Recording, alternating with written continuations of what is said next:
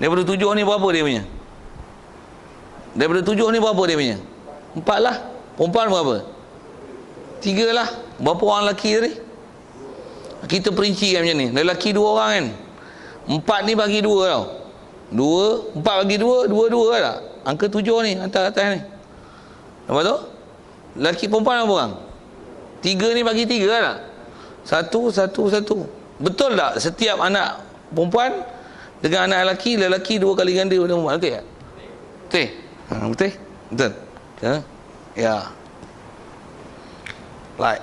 Okey. Betul tak? Pandai? Ni contoh pengiraan yang mudah je pun. Kisah ada. Yang ni yang saya sebut, saya nak kaya tuan ni. Yang kita baca ni baru cerita tentang 1/2, 1/4, 1/8. Cuma saya advanckan kepada anak tu sikit. Anak tu. Yang ni bukan, yang ni yang saya nak tambah tau. Dengan apa yang kita dah belajar dengan suami isteri tu, saya nak combine. Boleh selesai tak? Banyak tak? Okey, insyaAllah boleh.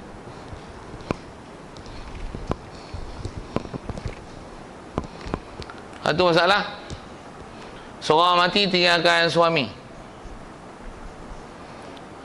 Untuk anak lelaki berapa? Saya tulis angka tu lagi. 3 orang anak lelaki. Lepas tu berapa? 4 orang anak perempuan. Okey, selesai dulu. Suami ada anak si mati ni. Yang ni maksudnya si mati meninggalkan suami, untuk meninggalkan 3 anak lelaki, meninggalkan 4 orang anak perempuan. Suami dah buat apa? Tu tadi je. Satu saya nak tubi je. Tubi. Baik, jawab. Berapa? Ada anak si mati? Ada. Berapa? 1? Okey, 1/4. Anak lelaki, anak perempuan tu nak buat macam ni? Ni nak balik masalah dia. Apa nama dia? Asabah bil ghairi. Okey. Tulis macam ni senang. Compile dia. Asabah bil ghairi. Okey, siap. Kaedah kena ingat lah. Macam mana kaedah asabah bil ghairi? Sebut. Kaedah. Ayat Quran tu. Sebut pahala tu. Kalau orang tak boleh baca, jangan baca lah. Tapi kalau tak niat Quran, tak jadi, tak apa tu. Pasal dia kaedah. Lidzakari mislu hadzil unsayain. Okey, hak tu simpan. Macam mana pun dah selesai ni dulu. Masalah berapa ni? 1/4 dengan asabah. Yang ni dia tak ada angka pecahan tau. Bila tak ada angka pecahan, nak buat macam ni? 4 ni pecahan asal lah. Jadi 1/4 1 lah. Istilah mereka ni dipanggil asabah lah. Fardu adalah ambil kadar yang telah ditetapkan. Asabah apa makna? Jadi mula-mula makna asabah makna apa ni? Ambil hak lebih. Ambil hak lebih. Asabah tu maksudnya ambil hak lebih. Sekarang 4 tau. 1 dah suaminya. Berapa lebih? 3. Kaedah kira macam ni dulu. Yang ni kaedah asal pengiraan. Okey. Yang saya tunjuk ni tau, saya nak advance, saya nak kembangkan tau. Okey. 3 anak lelaki. Berapa kepala? 3 anak lelaki. 6 kepala lah. Anak perempuan 4, berapa kepala? 4 campur 10. Betul? Tak ada kalau tulislah tepi ni kecil sikit kan. Tulis je 3 kali 2. Tulis tu. Tu 4. 4 kali 1. Fokus sikit sini. Kenapa 1 dengan 2 pula ambil mana tu? Ambil mana 1 dengan 2 tu? Lidzakari mislu hadzil unsayain. Yes, that's right. Okey. Buat apa tu? 6 4 jumlahan. 10 ni nak buat apa? 10 ni nak tahu berapa habuan anak. Macam mana pun je nak? 10 nak bagi 3 boleh tak? Pecahan nak leceh tu. Kaedah paraik ni elakkan pecahan. Dari sudut penyelesaian masalah, dia mesti bagi nombor bulat. Nombor bulat faham tak? Bukan nombor bulat tu 0, 0, 0 kan. Nombor bulat maksudnya dia bukan, dia pemalah, dia bukan pecahan dan perpuluhan. Boleh tak? tu nombor bulat. Betul kan? Istilah macam tu kan, matematik kan? Macam orang tak faham je. Dia istilah matematik sikit lah, nombor bulat tu. Tapi boleh faham masa susah mana nombor bulat tak faham. Belum saya guna pemalar, integer. Tu istilah matematik tu. Integer lah, integer. Integer negatif, positif. Tak mau lah, orang sebut lah. Diam lah. Okey. 10 ni dia nak tunjuk kepala. Adi Hasan nak sebut tujuan kita cari ni nak cari habuan pasal 3 ni lah dibahagikan untuk anak-anak ni. Dasar nak faham ialah 1/4 ni suaminya. 3 ni lah dibahagi pada anak-anak ni. Okey, cuma 3 tu kan susah tengok angka tu. Berapa pecahan daripada harta pusaka keseluruhan nanti? Kita selesaikan dengan pecahan tak? Kita punya ilmu pecahan sini ya pun tak? Macam mana kaedah nak buat? Kita besarkan pecahan tu.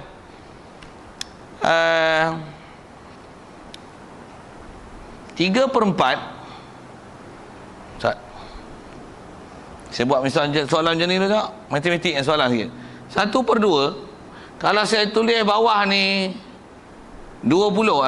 Buah pergi yang sedang tu. Berapa atas? 10. Pandai. Bagus.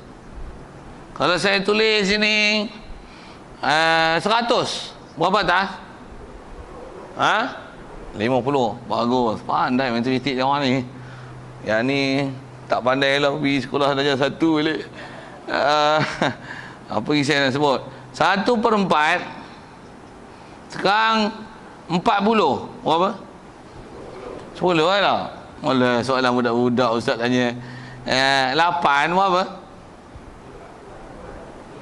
2 lah. Betul ke 2? Betul. Macam mana nak semak? Kaedah semakan macam mana?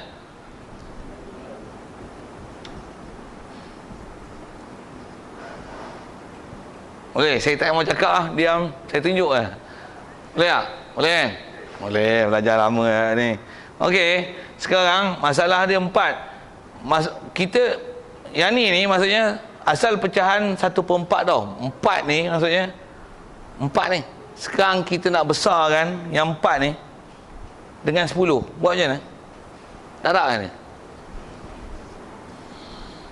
40. Pasal apa tu? Pasal nak elakkan pecahan kat sini. Okey, cuba kira dulu nak mana? Kalau yang ni 40, 4 jadi 40, 10 jadi berapa? 10 lah. 3 sama tak nilai dengan sebelah? Sama kan? Okey. Masih angka 40.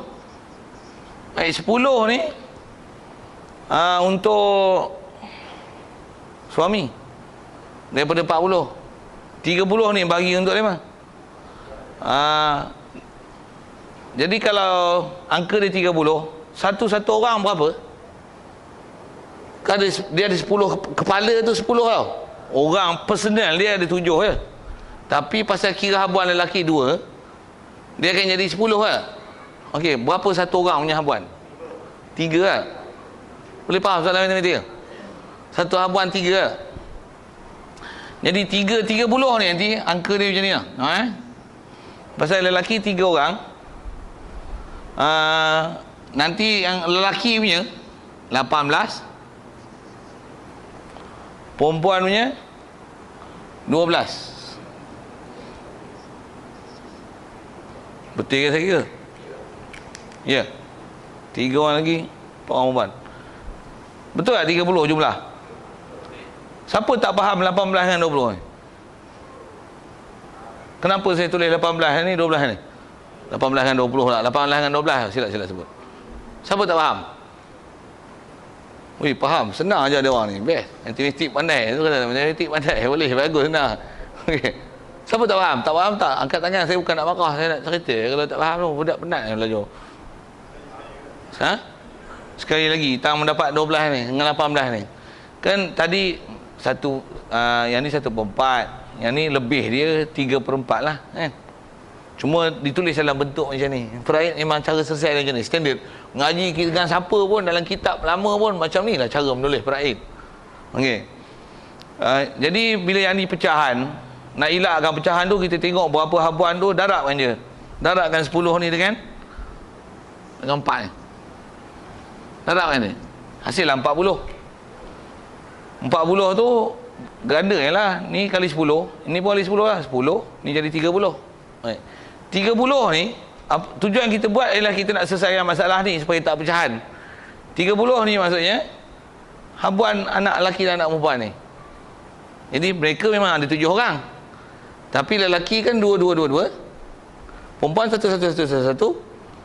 Jadi kalau nisbah habuan kan yang ni dah 30.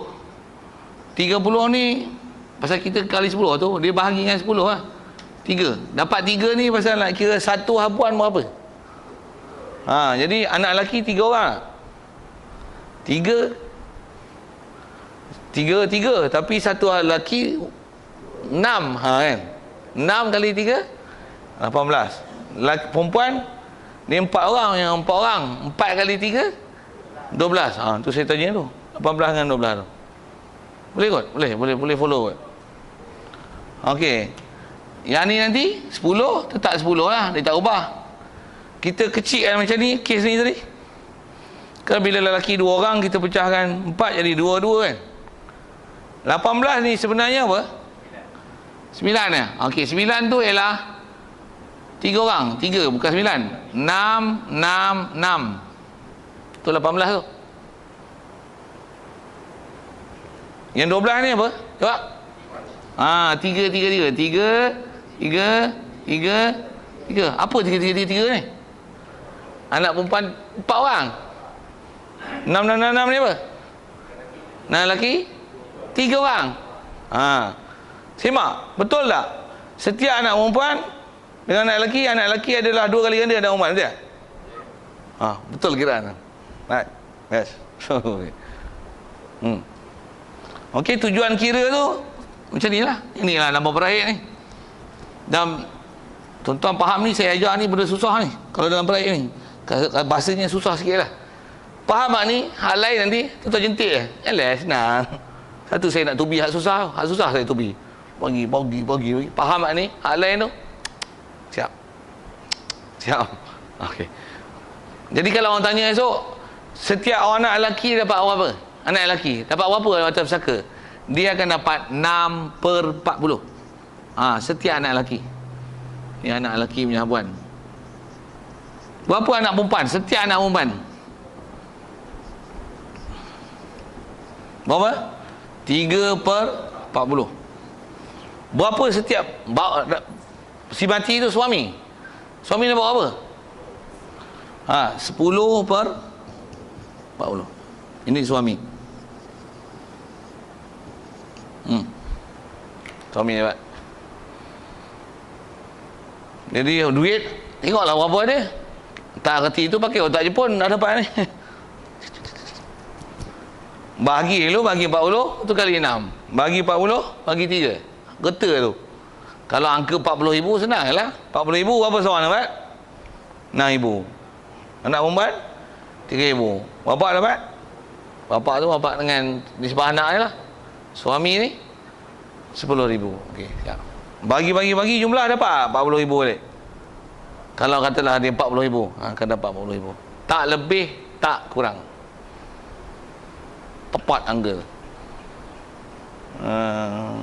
Inilah sikit contoh pengiraan. Yang saya kata saya nak advance sikit. Asalnya cerita anak perempuan je tadi, tapi saya lanjutkan ke anak lelaki. Dan saya sebut dengan istilah asobah itu. Ada asobah bil ghair. Asobah bil ghair ni untuk yang sepangkat lelaki perempuan. Lelaki akan ambil 2 kali ganda dari perempuan. Istilah sebut dalam Quran, lidzakari mislu hazil unsayain. Terjemahnya, bagi orang lelaki dapat habuan 2 orang anak perempuan. Itu adalah contoh pengiraan. Ada soalan? Boleh?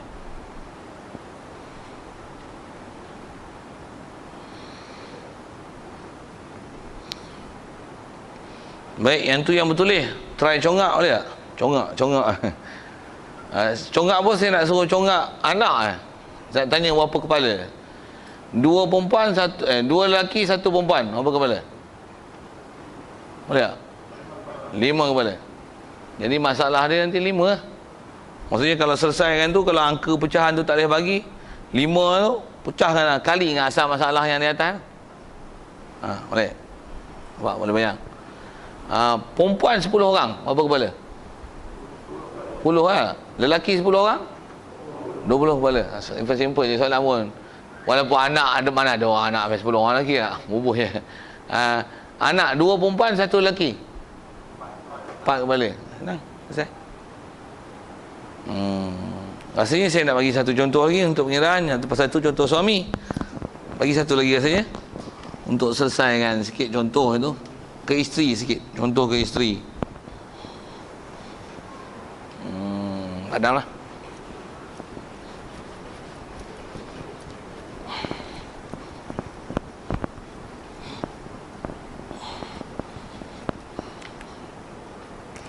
Ni contoh dua. Seorang mati meninggalkan isteri. Kita bagi contoh tu, 2 anak perempuan. 2 anak lelaki. Okey. Isteri berapa? Ada anak tak si mati? Ada. Berapa dapat? 1/8. Berapa anak perempuan? Anak lelaki? Istilahnya apa? Istilah asabah ya bil ghairi. Okey, kaedah asabah asal macam mana nak kira? 8, masalahnya 8. 8 ni 1. Berapa baki? Baki itulah asabah kan? 7. Berapa kepala ada? Oh, saya tulis yang ni ya. Oh, sorry. Dia selalu atur kan susah. 2. Angkat nombor 2 kan. 6 lah. 6. Jadi 6 boleh bagi 7 tak? Jadi pecahan lah kan. Saya tanya tu memang boleh lah, tapi pecahan lah. Kita nak elakkan pecahan. Okey. Apa kaedah dia? Masalah ni 6 eh. Pasal habuan kepala 6. 6 tu ni lah anak perempuan 2 kali 1. Yang ni 2 kali 2. Jumlah dia 6. 6 berapa? 6 kali dengan 8. 4. Apa? 6 kali 8. Tadi saya kecilkan ni. Sorry lah pasal dia saiz duduk tepi ni. Saya nak minimalkan ruang dia tu. 8 kali 6, 48. 48 ni berapa dia punya? 1/8 sekarang kita telah besarkan kepada 48. Berapa ni? Atas. Berapa? 6 tak? Betul? Ni besar nombor je. 8 kali berapa 48? 8 kali 6. 8 kali 6 atas kali 6 kan tak? 8 kali 6 48. Mesti 6 lah. 6. Ni 6 dia punya. 7 kali 6. Betul tak 48? Betul? Betul. Tak salah kira tu. Yang tu kita semakan. Okey. Apa maksud 42 ni? 42 ni bagi untuk 6 kepala. Jadi 1 kepala berapa? 7. Okey, 1 kepala 7. Jadi anak perempuan ni nanti berapa? 14. Anak lelaki ni berapa? 28. Betul tak? 28, 14, 42. Betul. Itu kita dah semakannya. Hurai lagi. Apa masuk ni? Yang ni 6, ni 6. Ni maksud dia apa? 2 anak perempuan. 7. Ini apa maksud? 14. Bila 14, betul tak? Setiap anak perempuan 2 kali ganda. Anak lelaki 2 kali ganda pada anak perempuan, betul? Cuma saya tulis ni anak perempuan di atas, anak lelaki di bawah. Anak lelaki mesti 2 kali ganda anak perempuan, betul? Yang ni 7 ni 14, mesti 2 kali ganda. Li zakari mislu hazil unsayain. Jadi kalau orang tanya, berapa setiap anak lelaki dapat pecahan daripada harta pusaka dia orang ni? Dengan permasalahan contoh macam ni, anak lelaki akan dapat 14/48. Ini habuan anak lelaki. Anak perempuan 7/48. Berapa suami isteri dapat? 6/48. Siap. Saja contoh ke isteri sikit.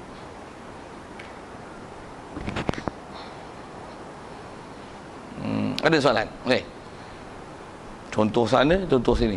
Contoh sana untuk suami, untuk isteri. Saya bagi ni pengayaannya. Kalau dengan apa kita belajar tu sikit sangat. Macam mana pun, bagi contoh P yang saya kata sikit tu, no, saya nak tunjukkan sikit tu apa dia. Jadi pengayaan saya bagi tu, tak anak perempuan lebih daripada seorang. Dan anak adalah perempuan, anak tu ada lelaki dan perempuan. Tentu yang saya lebihkan tu. Dengan apa kita belajar lagi? Contoh 3. Contoh nombor 3. Nombor ni selalu terbuh harap. 2. Ini contoh nombor 3. Seorang mati meninggalkan isteri, meninggalkan anak perempuan seorang, anak seorang satu anak perempuan. Yang kita belajar ni kan? Isteri berapa? Anak perempuan ada. Ada anak lagi si mati. Isteri 1/8, anak perempuan 1/2. Betul? Itu je lah kita belajar. Cuma pecahan nak pandai tak? Berapa nak tulis atas?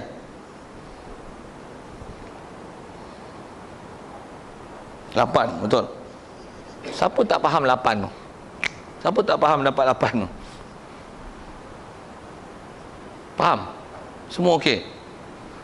Yang kita buat ni ialah tujuan ni kita nak campur tau. 1/8 campur 1/2. Macam mana nak campur? Jangan campur bodoh macam ni tau. Saja pergi tunjuk bodoh kan. 1 campur 1, 2. 8 campur 2, 10. Bodoh. Apa kaedah dia? Apa kaedah nak campur? 8 dengan 2? Panjang kan ni? Pendek kan? Apa sebenarnya nak buat? Cari. Ada satu ketika dulu istilah dia PYB. Ada satu istilah dulu GSTK. Lah ni saya tak tahu. I don't know what KKK. No. Saya tak ikut perkembangan matematiknya istilah lah ni. Tapi macam mana pun, macam mana kaedah dia? Bagi bawah dia sama. Betul tak? Apa nombor yang munasabah sama? 8 lah. 8 inilah ini. Okey, bila yang ni 8 nanti, berapa tu? 1/8 jadi masih 1. 1/2 ialah berapa per 8? 4, ya. Jadi isteri nanti 1, anak perempuan 4. Cara menulis peraid macam ni. Jadi apa yang kita buat tu sebenarnya ialah kita menukarkan pecahan. Cuma 1/8 tetap 1/8. 1/2 ni kita telah tukarkan dia kepada pembawah dia 8. Pembawah dia 8, jadi kita cari berapa? Sekarang pembawah dia 8. Berapa nilai dia? 4. Jadi 4 ni terjemahkan di sini. Ini kaedah penulisan dalam paraib. Penulisan habuan tu. Ditulis bentuk itu. Yang kita belajar tadi, ni lah. Cuma kod habuan tu kan, cara kiraan tu. Nisbah habuan kita belajar ni, 1/8, 1/2. Satu lagi contoh di atas. Contoh 4. Okey, sini je. Seorang mati meninggalkan suami dan anak perempuan seorang. Nisbah kita baca kitab baru tu je kan. Anak suami seorang. Apa? Pasal apa tu 4? Ada anak. Okey, tu 4. Senang. Pandai tu. Pandai tu. Anak perempuan seorang apa? 1/2. Elakkan gunakan setengah. Saya dah sebut. Watak lah salah. Tapi dia akan jadi terkeliru. Takut terkeliru ni. Okey, berapa nombor atas nak bu? 1/2 campur 1/4. Apa? GSTK dia. 4. Pandai. Yang ni? 1 ni. 2. 2 ke 3? 2 ke 3? 3 kot. 3 kot. 3. 3. Keli kan saya? 3. Bagus tu. Jangan ikut saya saja tu. Saya acah dia tu. Kalau boleh jawab 2 confirm tu. Kalau sekarang apa Ustaz dekat 3 lah. Tu payout lah tu. Okey. Okey. Lebih tu batu malah. Yang lebih tu batu malah pasal tak habis. Yang ni pun ada lebih. Lebih ni kalau yang ni 4, satu jumlah dia 5/8. Lebih batu malah punya. 3/8 batu malahnya. Ni lebih 3/4. Lebih 1/4. 1/4 ni batu malah. Ni batu malah. Ni tak boleh ambil Makan lah ni 5 silap. Dia 5, jadi baki dia 3 lah. 3/8 ni makan batil, makan harta orang. Pasal bukan kita tak ada hak makan. Kalau dalam kes macam ni, siapa yang duduk situasi ni makan ni batil. Pasal bukan harta kita tak boleh ambil tu. Walaupun harta nisbah si mati ni dengan anak perempuan, mati tu bapak dia, ni mati ni mak dia, makan harta tu batil. Pasal bukan harta dia. Haram tu makan duit tu. Macam mana pun, ni contoh pengiraan. Jadi yang kita belajar ini ialah cuma cara menulis macam ni. Okey, ada soal? Boleh.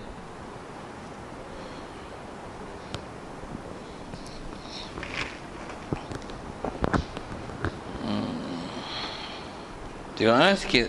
Kalau boleh faham apa, saya nak tackle sikit je apa. Susah tak? Mungkin susah pasal kita belajar pasal agak berumur belajar. Kalau budak-budak besar tu, tunjuk bila dah ada kan. Budak-budak besar tu, ada. Besar-besar tu, duduk tahan kira tak elok kan. Tunjuk macam ni ke? Tunjuk macam ni? Tunjuk macam ni. Kalau kita mengaji, tak tahu kalau mengaji kitab dia suruh tunjuk macam ni. Tunjuk Quran tunjuk macam ni ke? Tunjuk macam ni? Tak kurang ajar ke? Tak. Kira syarak tak ada masalah tu. Yang tunjuk tu. Awak jadi masalah apa macam tu ni? Ya, tunjuk macam tu. Tahiyat macam mana? Awak tak gitu? Saya nak tunjuk kata isyarat tu tak ada masalah. Tak ada masalah itu. Tak ada masalah. Tak ada masalah. Macam ni. Orang nak tengok apa, nombok apa. Tak, bukan dia ajar macam tu. Ni, tunjuk ni. Itu. Fokus. Itu. Budak-budak besar tu. Kalau sekolah rendah tu, dia ajar matematik. Bersama matematik tu, dia ajar macam ni. Dia boleh faham tak kakak? Boleh ingat tak? Boleh faham tak? Gaduh tak belajar peraih lagi? Dah besar ni, terror lah. Budak-budak besar tu. Tapi dia ajar. Tu lah tu. Tu kena masuk silibus tu. Tapi dia tak ajar lah. Ajar matematik. Guna apa pun tak tahu. Tuan-tuan belajar pecahan buat apa? Kira apple, kira kek ya. Kira lah harta pusaka. Untuk ajar ilmu peraid sekali. Sekolah rendah dah belajar ilmu peraid. Mantap tu. Setelah didedahkan ilmu peraid. Macam ni kau harta pusaka zaman Islam. Nampak tu, clear tu. Ini dah berumur dah buat belajar. Tinggal slow. Okey. Sikitlah jolok habis gitu. Setuju tak saya kata masuk sekolah rendah ke sekolah menengah? Sekolah rendah. Setuju? Like. Setuju? Ini STAM mau belajar. STAM mau belajar peraid. Tu pun ajar macam ni. Alah, ajar macam melepaskan betuk di tangga. Melepaskan betok di tangga. Kau melepaskan batuk di tangga. Tak biasa dengar gitu. Selalu dengar apa? Batuk, bukan batuk, betok. Tu bahasa Jawa tu, betok tu. Betok munculnya betok. Ngerti tak? Faham betok apa dia? Cuba, betok apa dia? Ada perkataan betok aja apa? Biasa dengar betok. Biasa dengar. Selalu orang tua-tua dulu kita nak naik rumah, ada tempayan tu, ada cebok tepi tempayan tu kan. Panggil apa tu? Betok. Batuk. Tak tahu cara original kan kau celup je ni. Tapi tak silap saya, sebutan saya tu tak silap tu rasanya. Betok tu. Bukan betuk tu. Macam harapkan pagar makan padi. Saya sengai tu kan. Sikit ambil peribahasa kan, ngaji bahasa sikit sama tu. Pagar makan padi, tak betul, bukan pagar. Pegar ke pegar? Pegar, burung pegar. Pegar tu nama burung. Bukan pagar. Cuma eja Jawi lu macam mana? Pagaro. Melayu bengong ni dia baca apa? Pagar. Betul. Batakof. Tak kerti nak baca apa? Batuk Apa maksud batuk di tangga? Duduk di tangga batuk? Bukan. Tu yang betok tu gayung buat yang buah dalam tempayan tu. Orang dulu nak naik rumah basuh kaki tak? Dah basuh kaki, buah mana? Betok tu. Buah dalam tu lah balik. Ni betok berbuah di tangga, meletak sesuatu tak kena tempat. Betul lah, maksudnya melepaskan batuk di tangga. Buat dengan tak bersungguh, tak kena gaya. Itu melepaskan betok di tangga, bukan melepaskan batuk di tangga. Batuk Saya mengaji duduk dengan datuk tu, geng-geng dengan orang Jawa, baru faham bukan batuk ni, betok ni. Saya memang Jawa memang betok, omong Jawanya betok. Boleh lah bunyi slang tu, tapi tak pandai cakap Jawa, boleh lah cakap tu. Cakap alon-alon orang Jawa boleh lah gitu kan. Metengkem geleh, tu boleh lah sebut, tapi sikit-sikit lain tak pandai. Apa saya sebut ni, saya nak cerita betok tu, peribahasa tu. Jangan mengaji macam melepaskan, mengajar stam tu saya sebut kan. Mengajar macam mana? Melepaskan betok di tangga. Betok tu patutnya bukan terbayang, dia buka tangga, jadi letak tak kena tempat. Tujuan pun dapat sijil, nak masuk mesti je. Bukan matlamat untuk faham, reti bagi para rakyat. Patutnya diraja sekolah rendah. Bahkan di sekolah rendah dia belajar macam tu. Hui, bahasa Inggeris pun tinggi dia punya level tu. Yang ni bukan tinggi mana pun, tapi dah tak diajar, tak reti. Sampai tua tak reti, saya tak pernah diajar. Tapi kalau ajar boleh. Dia orang mula lari lah. Takut kena tunjuk. Okay, kalau ikut siapa saya nak sebut takat tu ya. InsyaAllah kita sambung nanti. Yang keempat, 2 sulus 2/3. Kita sambung situ nanti insyaAllah. Cuma yang ke depan tu, nisbah angka dia nanti, angka pecahan tak susah mana, tapi syarat-syarat tu nak ingat banyak sikit. Bila orang ni macam ni, hal macam ni dapat ni, hal ni dapat ni, hal ni dapat ni. Yang tu susah. Jadi kalau nak mengaji, nak faham, kalau hari ni rasa macam tertinggal, so next time please come earlier, quite earlier. If I come to here 9 o'clock, I will begin the class. So you must come before 9 o'clock, you know. Understand? Yes, that's supposed you must do that. Then only you be a student. Kalau tak buat macam tu, tuan-tuan mengajar saya lah. Saya mengajar. Tuan-tuan main belakang, tuan-tuan jadi bersyarah, main tengok saya mengajar. Bukan saya ajar tuan-tuan, tuan-tuan jadi bersyarah, tengok ustaz ni mengajar betul tak betul, bagi markah nak. Bagi lah. Ada alat bantu mengajar? Ada pemadam, ada bagi contoh. Ada soalan murid-murid, bagus. Ada objektif tercapai. Ada objektif am, objektif khas. Pelajar dapat memahami pelajaran dan boleh menjawab jawapan. Ada merentasi bahasa, ada bahasa sikit, ada matematik sikit, ngaji peraid, ada syarah, ada ni, ada gabung jalin pelajaran. Saya lulus saya. Saya lulus. Yang merasa dia pun tak kerti apa saya jawab. Sikitlah itu. So please come earlier lah next time, okay? InsyaAllah. Ini sebab nak ajar itu je lah. Ada soal tu. Khusus tani yang kita duduk lempur. Ya. Jika ada lebihan bagian, boleh tak selain daripada Baitul Mal sebagai masjid ke? Ya. Bagus soalan tu. Kita dalam fiqh kita, selagi ada Baitul Mal yang terurus, dia naklah diberikan kepada Baitul Mal. Jika tiada Baitul Mal yang terurus, ataupun tiada Baitul Mal sama sekali, kaedah dia bukan diberi masjid dan sebagainya, harta pusaka tu dikembalikan kepada pewaris, dan dia ada kaedah pengiraan yang dipanggil mas'alatul rad. Istilah rad ni reply balik, apa panggil bahasanya, patah balik harta tu kepada pewaris, pasal patutnya yang layak pun dia orang, tapi asalnya tak boleh mengambil secara kata. Bila tak habis, Baitul Mal pun bagi muntah hijau pasal pengurusan tak ada, ataupun tak ada parai, Baitul Mal ni tak ada, balik pada pewaris, dia tak ke masjid surau. Dan memang kaedah dia, bila lebihan, tiada orang lain boleh menguruskan harta Baitul Mal melainkan Baitul Mal. Dia tak boleh bagi individu ataupun kita sendiri. Katalah misalnya ada lebihan 3/8 tadi tu, kita ambil kadang kata ada 8,000, ada 3,000 ni, beli pasir ke apa, batu, wakaf buat masjid, buat surau, madrasah, beli kipas angin ke apa, kubur kat masjid. Tak boleh. Kita tak boleh mengurus sendiri, pasal itu bukan hak kita mengurus. Hak kita untuk membeli, macam mana kita dah belajar syarat muamalat, pembeli mesti ada hak milik sempurna. Harta pusaka bukan hak milik kita. Nisbah milik dia ialah Baitul Mal. Baitul Mal saja yang berhak untuk mengurus dan mentadbirkan dia. Betul tak? Ada lain? Tak ada itu tanggungannya. Satu lagi.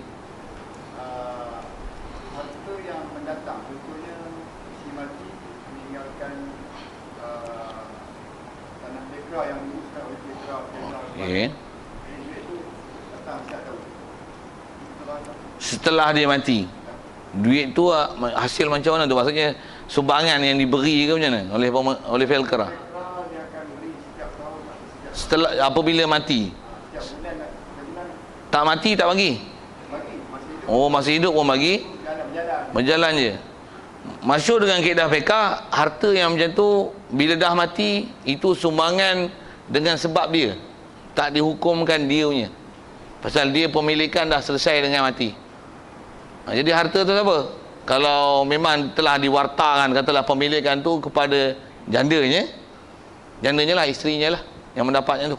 Dia tak dihukum dengan harta faraid. Tidak. Dia serupa macam hukum khairat kematian.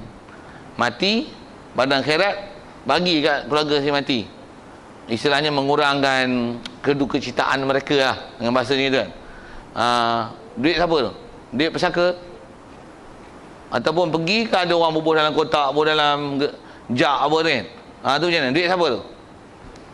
Bukan duit si mati. Dengan kata dia bukan duit si mati. Cuma atas bahas fiqahnya, duit siapa tu? Dia kembali pada uruf. Uruf kita duit tu buat apa? Kalau kata waris tu buat nak buat kenduri boleh? Buatlah. Pasal orang sumbangan kan. Untuk dia nak bagi sama-sama pada adik-adik dia boleh? Ikut dia. Cuma di atas kaedah fiqahnya dia kata yang tu tengok uruf. Biasa kita pun bagi, tuan-tuan bagi untuk siapa tu? Tuan-tuan niat apa? Duit tu, ribu tabung tu, tuan-tuan niat kata apa? Okey kan tak? Okey. Dan bahagi tu adakah mengikut kaedah faraid? Tidak. Boleh tak mak tu diambil seorang? Mak tu janda je lah kan? Boleh? Boleh, tak ada masalah.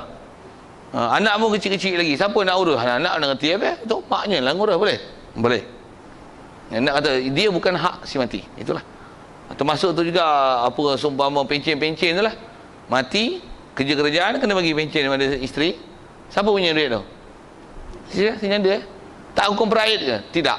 Dia hukum sumbangan pemerintah beri pada balunya disebabkan pernah berkhidmat. Ini jasa dengan sebab suami dia dulu. Kerajaan beri sumbangan. Milik mutlak. Siapa lah atas penama tu. Dalam kes tu yang tu penama. Siapa yang diberi? Janda kalau janda lah. Yang tu kot. Allah. Bismillahirrahmanirrahim. Allahumma nawwir qulubana min nur hidayatika kama nawwartal arda min nur syamsika abadan abada bi rahmatika ya arhamar rahimin warzuqna fahman nabiyyin wa hifdzal mursalin wa ilhamal malaikatil muqarrabin wa sallim tasliman ala jamil anbiya'i wal mursalin walhamdulillahi rabbil alamin. Assalamualaikum warahmatullahi wabarakatuh.